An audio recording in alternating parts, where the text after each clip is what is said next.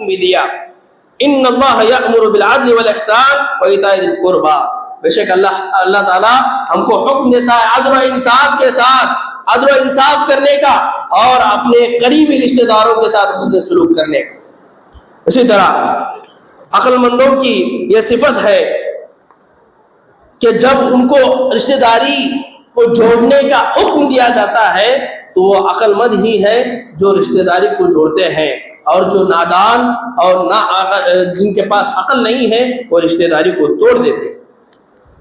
اور مزید اس کے اندر تفصیلات میں نہ جاتے ہوئے اپنے موضوع کی طرف آگے مختصر انداز میں پیش کرنے کی کوشش کرتا ہوں۔ اب آئیے صلہ رحمی، رشتہ داری کو جوڑنے کی کیا کیا فضیلتیں اور اس کی کیا کیا اہمیتیں ہیں اللہ رب العالمین نے اور اللہ کے نبی محمد الرسول اللہ صلی اللہ علیہ وسلم نے اپنے سنتوں کے اندر، اپنے احادیث کے اندر کیا بتایا ہے، اس کو ہم جاننے کی کوشش کرتے ہیں۔ سب سے بڑی فضیلت، اگر کوئی شخص چاہتا ہے کہ اس کی رزق میں بڑھوتری ہو اور اس کی عمر میں اضافہ ہو تو اس کو چاہیے کہ سب سے پہلے وہ رشتہ داری کو توڑے۔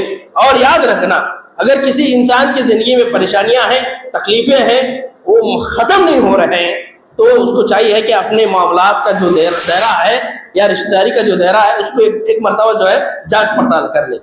کوئی رشتہ دار میرے سے ناراض تو نہیں ہے، یا کوئی رشتہ دار میرے سے دور ہو گیا ہے، یا کسی کا دل توڑا ہو، کیونکہ معاملات کا حقوق العباد کا معاملہ ہے، حقوق العباد میں معافی نہیں ہے جب تک بندہ جو ہے معاف نہ کرے۔ تو اللہ کے نبی صلی اللہ علیہ وسلم فرماتے ہیں جو شخص چاہتا ہے من احب ان یبسط له فی رزقہ وینسع له فی اثرہ فلیصل رحمہ، جس شخص کو یہ بات پسند ہو کہ اس کے رزق میں فراوانی، برکت ہو، وسعت ہو، اور اس کے اجل یعنی موت میں دیری ہو، وہ صلہ رحمی کرتا رہے، رشتہ داری کو جوڑتا رہے۔ جو انسان رشتہ داری کو جوڑے رکھتا ہے اس کے رزق میں برکت بھی ہوتی ہے اور اس کی عمر میں برکت ہوتی ہے۔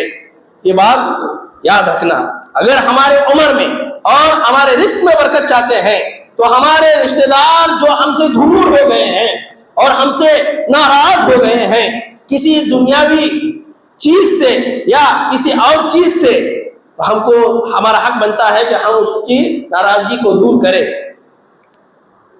اور ایک بات یاد رکھنا، اہل علم میں بہت سارے علماء نے یہ بات کہی ہے کہ عمر میں برکت کا مطلب کیا ہے؟ اس کا مطلب یہ ہے اللہ تعالیٰ کی اطاعت کی توفیق اس کو مل جاتی ہے، اللہ رب العالمین کی اطاعت کی توفیق اس کو مل جاتی ہے۔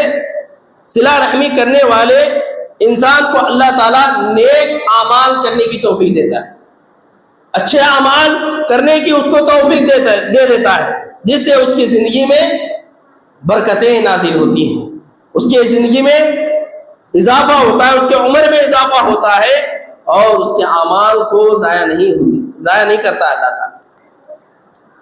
اور اسی طرح اور ایک حدیث جس میں اللہ کے نبی صلی اللہ علیہ وسلم فرماتے ہیں لا يرد القول الا الدعاء ولا يزيد في العمر الا البر، اللہ کے نبی صلی اللہ علیہ وسلم نے فرمایا نیکی دعا کو تقدیر کے علاوہ کوئی چیز نہیں بدل سکتی، تقدیر کو دعا کے علاوہ کوئی چیز نہیں بدل سکتی، اور عمر میں نیکی کے علاوہ کوئی چیز اضافہ نہیں کر سکتی۔ تو اگر ہمارے تقدیر کو ہم بدلنا چاہتے ہیں تو ہم کثرت کے ساتھ دعائیں کریں، اور ہم اپنی عمر میں اضافہ کرنا چاہتے ہیں تو کثرت کے ساتھ نیکیاں کرتے رہیں، کثرت کے ساتھ نیکیاں کرتے رہیں۔ اب یہاں پہ جو حدیث البر کا جو لفظ استعمال ہوا ہے اس کی وضاحت کرتے ہوئے میں آگے بڑھتا ہوں۔ البر نیکی سے مراد والدین سے اور رشتہ داروں کے ساتھ نیکی کا برتاؤ کرنا، اچھا برتاؤ کرنا، حسن اخلاق کے ساتھ ان سے پیش آنا۔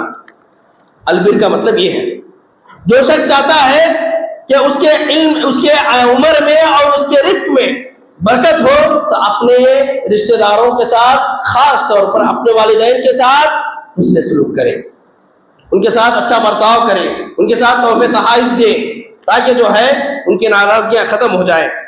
اسی طرح صلہ رحمی جو ہے، یہ صلہ رحمی کو توڑنے والا اللہ تعالیٰ اس کو توڑ کے رکھ دیتا ہے، ایسا توڑتا ہے نہ دنیا میں وہ زندگی اچھے سے گزار سکتا ہے نہ آخرت میں۔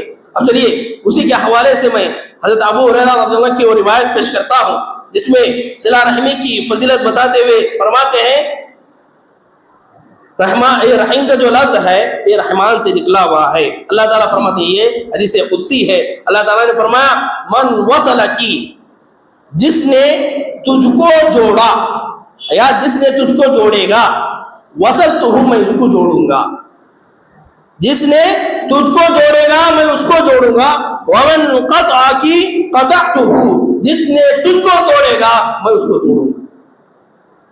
یعنی جس نے رشتہ داری کو قائم کیا اللہ تعالیٰ اس کی رشتہ داری کو قائم رکھے گا، سب کے ساتھ اس کا معاملہ صحیح رہے گا، اور جس نے رشتہ داری کو توڑا تو اللہ تعالیٰ اس کو ہر جگہ توڑتا ہی اس کے تعلقات ختم ہوتے جائے گا۔ تو اس لیے چاہیے کہ انسان رشتہ داری کو قائم رکھے، اس کو توڑے نہ۔ اور اب یہ حدیث، ابھی رشتہ داری کہاں پہ جڑی ہوئی ہے؟ اللہ کا جو عرش ہے نا، اللہ کے عرش کے نیچے جو ہے یہ رشتہ دار جو ہے معلق کی ہوئی ہے۔ چلیے حدیث، الرحم معلقۃ بالعرش، رشتہ داری عرش سے لٹکی ہوئی ہے، تقول کہتی ہے من وصلنی وصلہ اللہ، اے اللہ جس نے مجھے جوڑا ہے نا تو اس کو جوڑ، ومن قطعنی قطع اللہ، جس نے مجھ کو توڑا ہے اے رب العالمین تو اس کو توڑ دے۔ یہ بخاری کی روایت۔ کہاں پہ؟ اللہ تعالیٰ کے عرش سے لٹک کر یہ کہہ رہی ہے جس نے مجھے جوڑا تو اس کو جوڑ، جس نے مجھے توڑا تو اس کو توڑ۔ یہ اللہ تعالیٰ سے درخواست کر رہے ہیں۔ بڑا بھیانک معاملہ ہے، اور بھی مزید باتیں ہیں، وقت ساتھ نہیں دے رہا ہے۔ ایک حدیث پیش کر کے میں اپنی بات ختم کرتا ہوں۔ اللہ کے نبی صلی اللہ علیہ وسلم فرماتے ہیں حشر کا میدان میں، جہاں پر مجھے اور آپ کو سب لوگ جو ہے جمع ہوں، ہر ایک انسان اپنے اپنے قبر سے ننگے پیر ننگے بدن غیر مختون دوڑیں گے، ہر ایک انسان جمع ہوگا وہاں پہ، ہر انسان جمع ہوگا، ہر انسان اپنے اپنے اعمال کا حساب و کتاب وہاں پہ دینا ہوگا۔ جو نماز جتنا پڑھا ہے، کہاں تک اس کے اعمال ہیں، کہاں تک اس کا عقیدہ صحیح ہے، کہاں تک اس کے رشتہ داریاں صحیح ہیں، یہ تمام چیزیں وہاں پہ اس کو پیش کرنا ہوگا، اس کے اعمال کے مطابق اس کا فیصلہ ہوگا۔ اب یہ میں حشر کے میدان میں نہیں جاؤں گا، حشر کے میدان کے بعد جو پل صراط کا میدان ہے وہاں پہ آؤں گا، کیونکہ میرے اس موضوع کے تعلق سے وہاں پہ بات ہے۔ جب ہر انسان جو ہے، ہر انسان پل صراط سے گزر رہے ہوں گے، پل صراط سے گزرنا ہے، مجھے بھی گزرنا ہے، آپ کو بھی گزرنا ہے۔ اللہ میرے لیے اور آپ کے لیے جو ہے آسانی عطا فرمائے۔ اللہ ہم تمام لوگوں کو اولین صف میں شمار کرے جو بجلی کے مانند جو ہے اس پل کو پار کرتے ہیں۔ اللہ مجھے اور آپ کو اس میں شمار فرمائے، آمین۔ تو بات یہ بتا رہا تھا، ہر انسان پل صراط سے گزرنا ہے، ہر انسان کو، چاہے نیک ہو بد ہو جو بھی ہو، XYZ، ہر انسان کو وہاں سے گزرنا ہے۔ اللہ کے نبی صلی اللہ علیہ وسلم فرماتے ہیں ایسے موقع پر اللہ رب العالمین دو چیزوں کو بھیج دیتے ہیں، ایک جو ہے رشتہ داری، ایک جو ہے امانت۔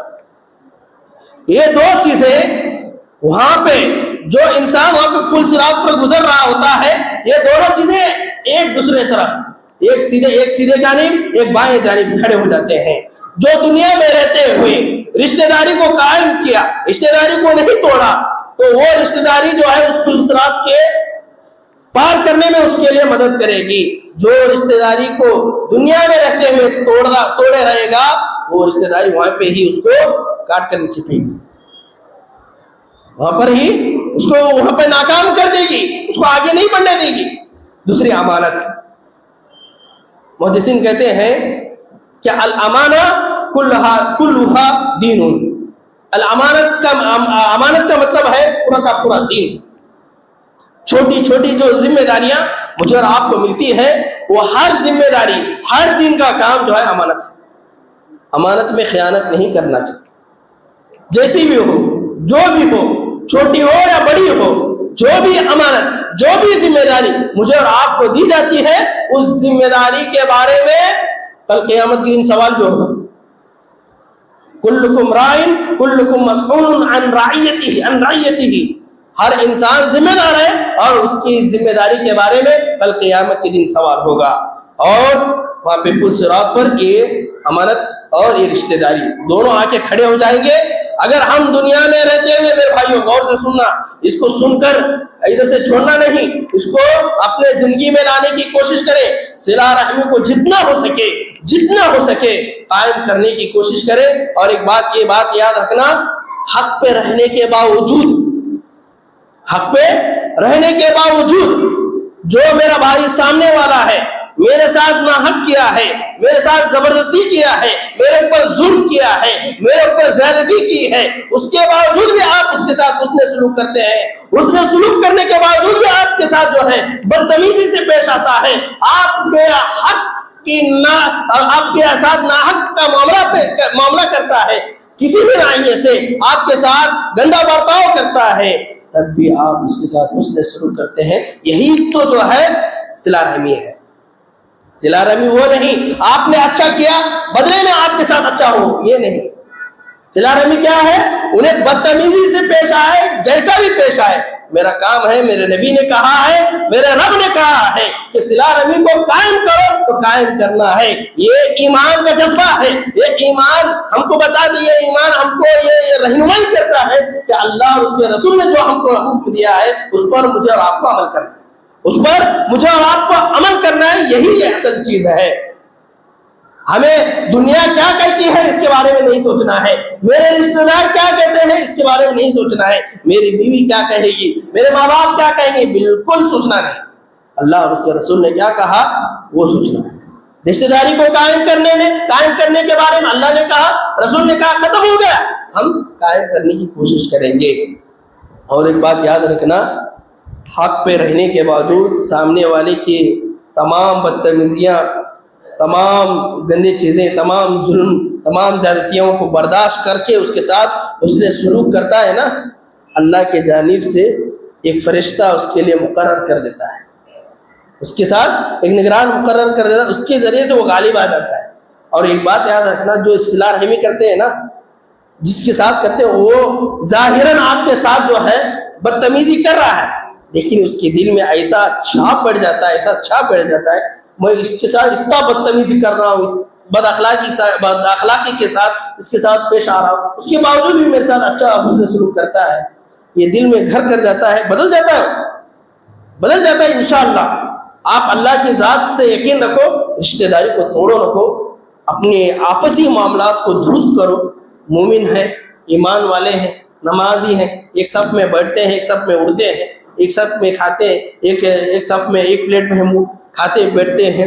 اس میں جو ہے آپسی معاملات کو ختم نہ کرو, آپسی معاملات درست کرو تاکہ جو ہے دوسرے لوگ ہمارے سے فائدہ نہ اٹھائے. یہی چند چیزیں تھی, جو ہے وقت ناکافی ہے, اور بھی بہت ساری چیزیں تھی جو آپ کے سامنے رکھنا تھا. اللہ سے دعا کرتا ہوں اور کبھی اس کا موقع ملا تو انشاءاللہ اس کی وضاحت ضرور ہوگی آپ کے سامنے. اے اللہ, ہم تمام لوگوں کو جو ہے خطبے میں جو کتاب و سنت کی روشنی میں باتیں ہم نے سنی ہیں اور سنائی ہیں, اس پر مجھے اور آپ کو عمل کرنے کی اے اللہ تو توفیق عطا فرما. اے اللہ ہم تمام لوگوں کو جو ہے نیک ہدایت عطا فرما. اے اللہ ہم تمام لوگوں کو رشتہ داری کو قائم کرنے اور اس کو جوڑنے کی ہمیں توفیق عطا فرما. اے اللہ ہمارے صفوں میں اتحاد و اتفاق عطا فرما. اے اللہ ہم تمام لوگوں کو جو ہے کتاب و سنت کا علم بردار اور اس پر عمل کرنے اور اس پر چلنے والا بنا, اور ہم کو جو ہے کتاب و سنت کی دعوت لوگوں تک پہنچانے کی توفیق عطا فرما. آمین یا رب العالمین. وآخر دعوانا ان الحمد للہ رب العالمین.